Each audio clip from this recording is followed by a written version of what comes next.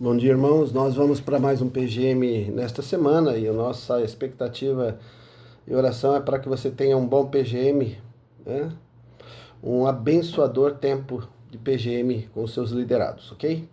E o texto que nós vamos pensar nesta tarde para o nosso PGM é de 2 Samuel, capítulo 9, do verso 1 ao 13, quando nós temos ali a história de Mefibosete, né? A quem o rei Davi propõe restituir tudo aquilo que lhe foram tirados. Okay? Bom, Mefibosete, a história dele começa no capítulo 4 de 2 Samuel, do verso 4, depois que Saul, juntamente com seus exércitos, e Jonas morrem em batalha com os midianitas. A sua família é obrigada a sair das suas casas e a ama de Mefibosete, que é filho de Jonatas, ela, ao pegar o menino e sair correndo, o menino cai e machuca os pés e ele fica aleijado para o resto da vida.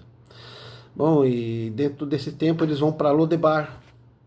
E o tempo passa, mais de 20 anos, mais de 20, 30 anos, eles passam o tempo, quando no capítulo 9 de 2 Samuel, Davi, depois de reconquistar todo e expandir todo o seu reino, ele traz à tona esse desejo de abençoar, né?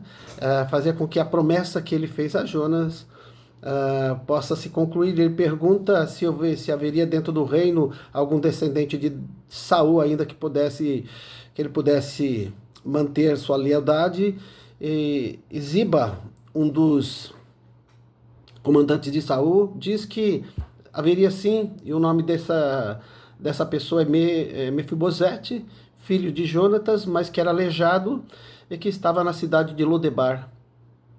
Davi manda buscar Mefibosete, ele se apresenta e Davi propõe a ele restituir tudo hora que era de seu pai e de seu avô, né?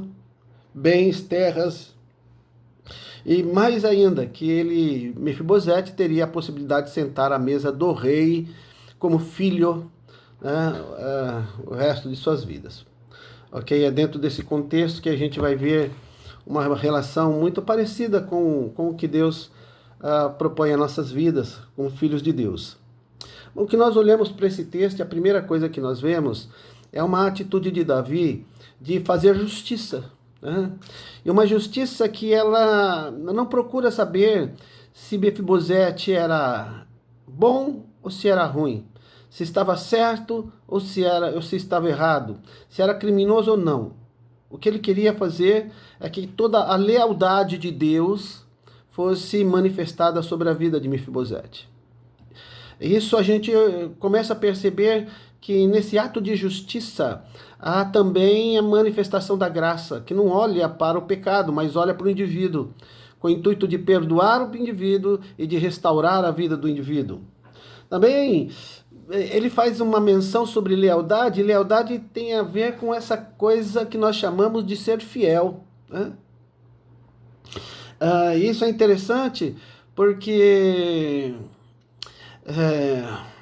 2 Timóteo capítulo 2, do verso 11 ao 13, Timóteo vai nos ensinar uma coisa que é necessário que saibamos, né? Que Deus é fiel apesar de sermos infiéis. E é isso que está acontecendo com Mefibosete, né? Não importa, há uma aliança de Davi com Jonatas, há uma promessa ali, e de que ele o abençoaria e seria leal com ele, com seus filhos, com a sua descendência. E assim Davi o faz. Então nós olhamos por uma justiça que também visa restituir. Restituir, não é só pedir perdão, e não é só falar, bem, vem cá, é devolver a Mefibosete tudo que fora tomado dos seus pais, tudo que fora tirado das possibilidades dos descendentes de Saul. Então, há uma ação de justiça em revelar graça, uma ação de justiça em revelar a lealdade de Deus, a fidelidade de Deus, e uma justiça no intuito de revelar uma ação retributiva de Deus, né? Veja que isso é importante. Isso é a bondade de Deus sobre nossas vidas. Da mesma coisa, nós estávamos numa condição de pecadores, nós somos criados para reinar sobre esta existência, e o pecado motivado por uma ação de Satanás, né, foi nos tirado a vida eterna, foi nos tirado a liberdade com Deus, a presença de Deus, as benéfices da presença de Deus, mas tudo isso nos é restituído em Cristo Jesus. Bondade de Deus, irmãos. Um Deus que é bondoso em fazer com que a sua justiça caiba sobre nós. Uma outra questão que eu gosto dentro desse texto da vida de Mefibosete está relacionada ao amor de Deus, né? Uma bondade que visa manifestar o amor de Deus. E olhando para a vida de Mefibosete, pensa nesse homem, né? Um homem que era descendente de reis, tinha a possibilidade de um dia se tornar rei, mas infelizmente, diante de toda a situação causada pelos seus descendentes, o seu pai Saul, o seu avô Saul foi morto em batalha, o seu pai também. Bom, dentro de uma condição de vida palaciana, ele vai morar em Lodebar. Lodebar é uma cidade conhecida por lhe faltar muita condição da vida, é chamado um lugar de morte, vivendo debaixo de miséria, aleijado e conhecido como aleijado. Pensa um rapaz nessa circunstância, a ponto de quando ele se apresenta a Davi, ele fala assim, que tu queres como um cão morto como eu. Então a gente olha aí a autoestima dele, estava bem lá embaixo, né? Mas aí Davi fala para ele assim, olha, não tenha medo, né? Nós vamos te tratar bem e vamos restituir a você tudo que você tem direito. E ele o faz com muita intensidade, porque ele chama Ziba. E Ziba era um dos comandantes de Saul, que ele aproveitou a situação, né, e ficou com as terras de Saul, e ficou com toda a estrutura de escravos, enfim.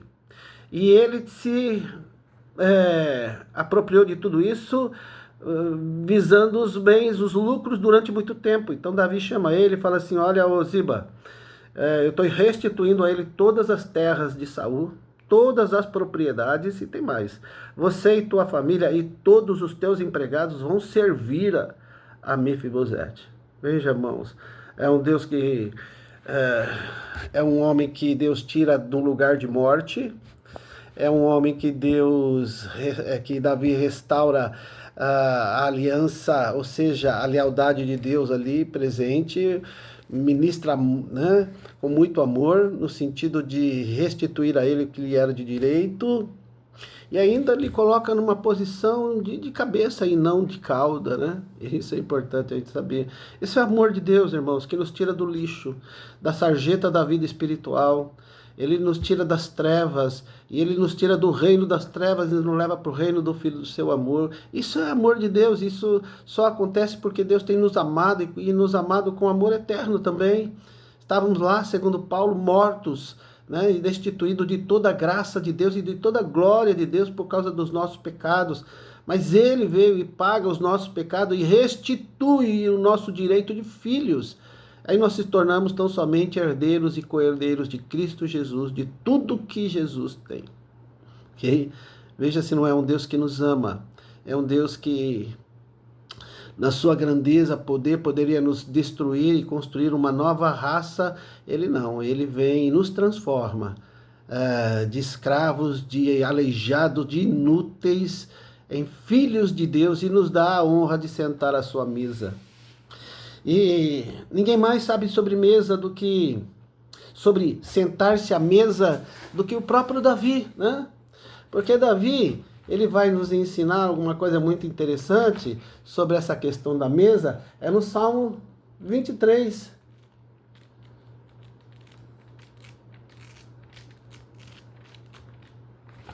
Porque a promessa de Davi não é só restituir-lhe bens.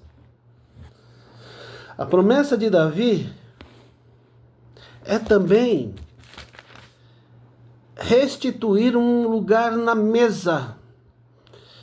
E a mesa é lugar para quem é filho. E Davi, ele vai olhar para a vida de Mefibosete com toda aquela histórico de tragédia e vai falar, não, olha, eu não vou só restituir os bens, mas você vai sentar um lugar na mesa. Vou te tratar como filho, vou te dar a honra. Porque ele sabe o que é sentar na mesa de Deus, né? Porque ele conta ali no seu Salmo 23, ele fala assim, preparas uma mesa para mim na presença dos meus inimigos. Tu unges a minha cabeça com óleo e faz o meu cálice transbordar. Oh, que coisa bonita, né? Sentar-se na mesa para Davi tinha a ver com lugar de honra, que expressa vitória diante dos meus inimigos, de todos os teus inimigos, de todos que te roubaram, exploraram, Mefibosete. Você vai ter uma mesa preparada diante de todas as pessoas que te questionaram e te criticaram. E eu fico pensando se não é a mesa do Senhor para nós também essa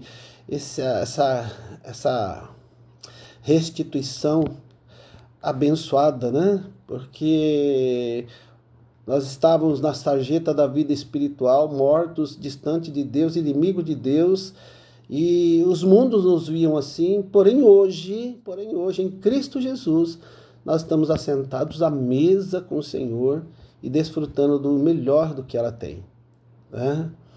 Ele fala de vitória, ele fala que a mesa é um lugar de honra, não é para qualquer um, é para aqueles que serão tratados como filhos de Deus. E a mesa também, ela tem uma questão muito especial, porque é lugar para aqueles que foram ungidos para servir. A unção, ela nos também restaura a nossa condição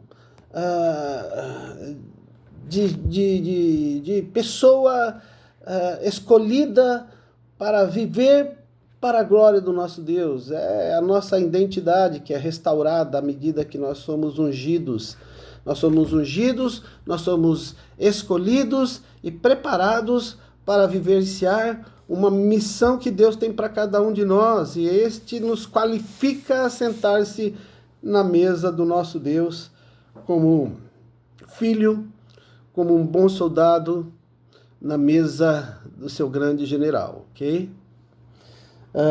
E por fim, Davi fala assim que ao sentar-se na mesa, essa condição de filhos, essa condição de chamados, ela traz também para a gente aquela consciência futura de uma vida eterna com Deus, né? Ele termina o Salmo 23 dizendo assim, sei que a bondade e a fidelidade do Senhor me acompanharão todos os dias da minha vida. Veja bem, ele fala de fidelidade e fala de bondade, né?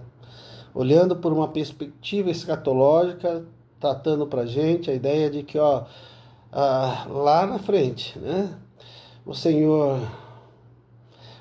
vai fazer com que a bondade dele, de uma maneira muito grande, a fidelidade, ela se perpetue sobre a sua vida e sobre a sua descendência. E é isso que Mefibosete estava vivenciando, né? A vida dele, a partir dali, dentro de um contexto de relacionamento com o rei, tem um futuro de experimentar não só da bondade do rei, mas também da fidelidade do rei, okay? Assim como nós vivemos da bondade de Jesus Cristo e da fidelidade de Jesus, que nos garante a eternidade da vida. Irmãos, é isso que a gente queria pensar, né? Fazer com que essa história de Mefibosete, de alguém tirado de uma situação trágica e colocado à mesa do rei, é algo que aconteceu comigo e com você. Estávamos mortos nos nossos pecados e delitos, condenados ao inferno. O Senhor nos tira dessa condição, faz prevalecer uma aliança conosco e nos coloca de volta à sua mesa para que possamos com Ele viver como filho. Amém? E que Deus abençoe, né, o teu PGM com muita graça, com muita alegria, com muito poder de Deus, em nome de Jesus.